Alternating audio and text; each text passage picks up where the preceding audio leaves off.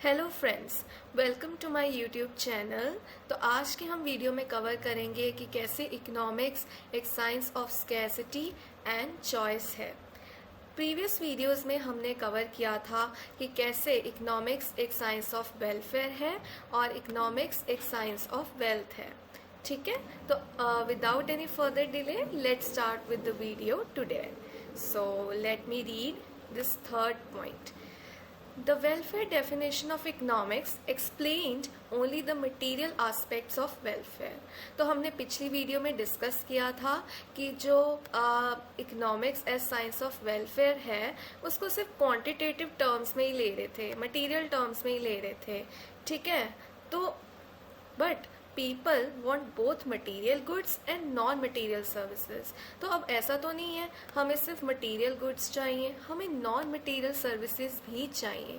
Since हमने पिछले कुछ वीडियोस में कवर किया है ह्यूमन वांट्स, कि जो ह्यूमन वांट्स हैं वो अनलिमिटेड हैं, काउंटलेस इन नंबर हैं, लेकिन जो मीन्स हैं, जो रिसोर्सेज हैं उनको सेटिस्फाई करने के लिए वो तो लिमिटेड ही हैं। तो अब यहाँ से प्रॉब्लम स्टार्ट हुई चॉइस की, राइट। लेट्स सी, आगे बढ़ते हैं।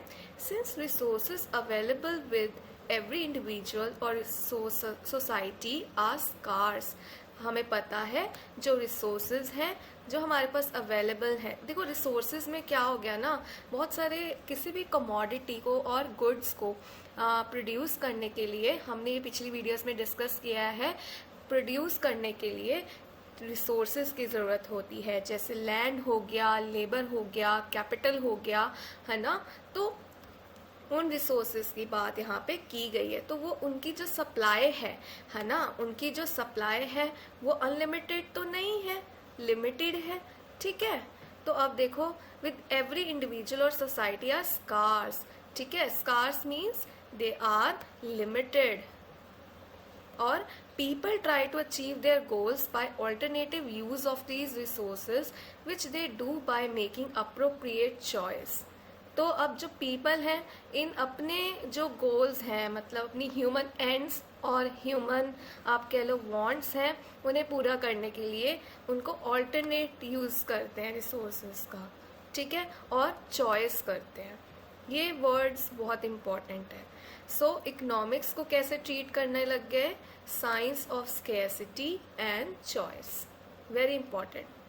ठीक है, as science of scarcity and choice economics studies human behaviour as relationship between ends and means which are scarce and have alternative uses.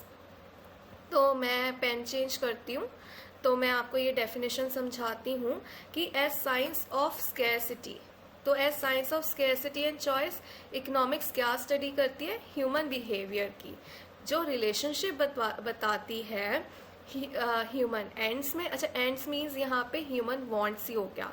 ठीक है, और ह्यूमन वांट्स आपको पता है अनलिमिटेड है, लेकिन जो उनको मीन्स हैं, means resources to satisfy those wants are scarce, limited, पर हम उन रिसोर्सेज को ऑल्टरनेटिव यूजेस पे भी लगा सकते हैं। तो ऐसा नहीं है ना कि जो रिसोर्सेज हैं उसको सिंगल कमोडिटी को प्रोड्यूस करने में ही लगाया जाए। ह्यूमन तो बहुत सारी वांट्स हैं, उनकी वेरिड वांट्स हैं। वो मटेरियल गुड्स भी खाना चाहेगा, नॉन मटेरियल गुड्स को भी कंज्यूम करना चाहेगा। मेरा कहने का मतलब है इन इकोनॉमिक्स। ठीक है, तो यहाँ तक कोई डाउट होना नहीं चाहिए। चलो नेक्स्ट इसका पार्ट पढ़ते हैं। हेयर एंड्स इम्प्लाई वांट्स, तो उन्होंने बता दिया एंड्स का मतलब क्या है, कि जो ह्यूमन वांट्स हैं जो अनलिमिटेड इन नेचर हैं। और स्कार्स का क्या मतलब होता है, स्कार्स का मतलब होता है मीन्स इम्प्लाई लिमिटेड रिसोर्सेज। ठीक है, यही जो मैंने आपको ऊपर अभी बताया। All right. According to the scarcity definition, limited resources can be used alternatively. तो इनको alternatively हम यूज कर सकते हैं। अब कैसे यूज कर सकते हैं उसकी अब हम एक एग्जाम्पल लेंगे। ठीक है, take the example of production of two goods, कि हमें टू गुड्स को प्रोड्यूस करना है। एक हमने ले लिया क्लोथ, एक हमने ले लिया वीट। देखो हम जो ह्यूमंस हैं, हमको एक तरह की चीज़ नहीं चाहिए। हमारी वांट्स बहुत सारी हैं, हमारी नीड्स भी बहुत सारी हैं। हम कुछ खाएंगे तो हमें क्लोथिंग भी चाहिए, हमें वीट भी चाहिए खाने के लिए, राइट। तो ये एग्जाम्पल ली गई है यहाँ पे। We can not produce unlimited amount of cloth and wheat with limited amount of resources. वो क्या कहते हैं कि हम क्लोथ एंड वीट जो है अनलिमिटेड अमाउंट में नहीं बना सकते। क्यों नहीं बना सकते? क्योंकि जो उनको प्रोड्यूस करने के लिए हमारे रिसोर्सेज लगेंगे ना, land, labour, capital and entrepreneurship, वो हमारे पास लिमिटेड ही है, ठीक है। The resources have to be divided to produce these goods। तो जो ये resources हैं इनको हमें divide करना पड़ेगा, एक ऑप्टिमली एलोकेट करना पड़ेगा, ठीक है, इनको अच्छे से यूज़ करने के लिए, ठीक है। Let demand for one of the goods, say wheat, increases, so it has to be produced in larger quantity for which we need more resources। अब हमने क्या एग्जाम्पल ले रही कि जो डिमांड है एक गुड की, इसमें से कौन सा हमने लिया? वीट, हमने लिया वीट। अब इसकी जो डिमांड है सपोज इंक्रीज हो गई, जो लोग हैं ज़्यादा डिमांड कर रहे हैं वीट की। अब अगर ज़्यादा डिमांड है तो इसकी प्रोडक्शन हमें बढ़ानी चाहिए, राइट, टेक्निकली। तो अब वीट को हम लार्जर क्वांटिटी में बनाना चाहते हैं। अब किसी चीज़ को अगर हमें उसकी क्वांटिटी बढ़ानी हो, प्रोडक्शन बढ़ानी हो, तो उसके लिए तो रिसोर्सेज को भी तो हमें बढ़ाना पड़ेगा ना, ज़्यादा रिसोर्सेज चाहिए, ठीक है, तो मोर रिसोर्सेज चाहिए। बट गिवन दैट रिसोर्सेज तो हमारे पास वही लिमिटेड हैं, we can produce more wheat only by withdrawing some resources from the production of cloth and putting them in production of wheat। तो अब हम क्या करेंगे? since resources are limited, तो जो हम वीट को कैसे ज़्यादा इसकी प्रोडक्शन कर सकते हैं कि जो क्लोथ की प्रोडक्शन में कुछ रिसोर्सेज लगे हुए हैं ना, उनको डाइवर्ट करके, उनको वहाँ से क्लोथ की प्रोडक्शन से विड्रॉ करके वीट की प्रोडक्शन में लगा दिया जाए। तो इसकी जो प्रोडक्शन होगी हम बढ़ा दी जाएगी और जो क्लोथ की प्रोडक्शन है वो थोड़ी कम हो जाएगी, राइट, क्योंकि जो वीट है उसकी डिमांड ज़्यादा हो रही है, ओके। तो ये इसका मतलब है, ठीक है।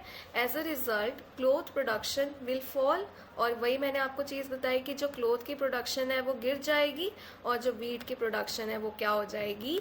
इंक्रीज कर जाएगी, क्योंकि हमने क्लोथ की प्रोडक्शन से जो रिसोर्सेज हैं उनको विड्रॉ करके, उनको डाइवर्ट करके वीट की प्रोडक्शन में लगा दिया।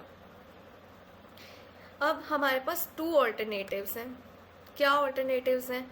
एक कि हम या तो सेम अमाउंट ऑफ क्लोथ और वीट बनाते रहें, है ना, keep producing the same amount of cloth and wheat, कि दो इसमें भी रिसोर्सेज हैं, इसमें भी रिसोर्सेज लगे हुए हैं, सेम अमाउंट में दोनों हम बना रहे हैं।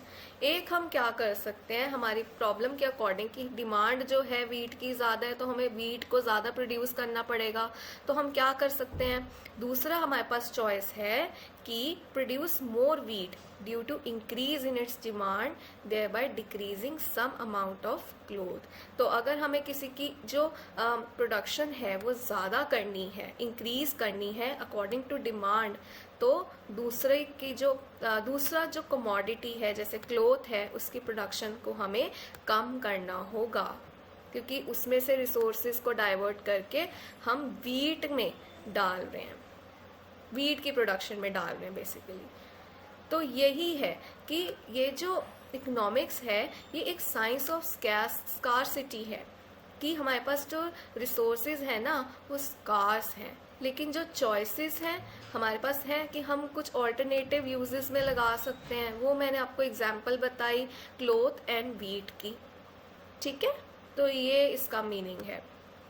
तो since the economy wants more wheat, जो अब इकोनॉमी को क्या चाहिए, पीछे जो प्रॉब्लम हमने डिस्कस की वीट ज़्यादा चाहिए, the study of economics tells us how this problem can be solve with limited resources. तो इकोनॉमिक्स इसकी स्टडी करता है कि ये एक साइंस है स्कार्सिटी की और हमें कुछ ऑल्टरनेटिव चॉइसेस भी करनी पड़ती हैं, ठीक है, क्योंकि resources are limited in nature but human ends और wants are unlimited in nature. So here हमने ये टॉपिक कंप्लीट कर लिया है, ठीक है। इन द नेक्स्ट वीडियो हम कवर करेंगे इसकी next definition which is also very important, कि कैसे इकोनॉमिक्स एक साइंस ऑफ ग्रोथ है और डेवलपमेंट है, ठीक है।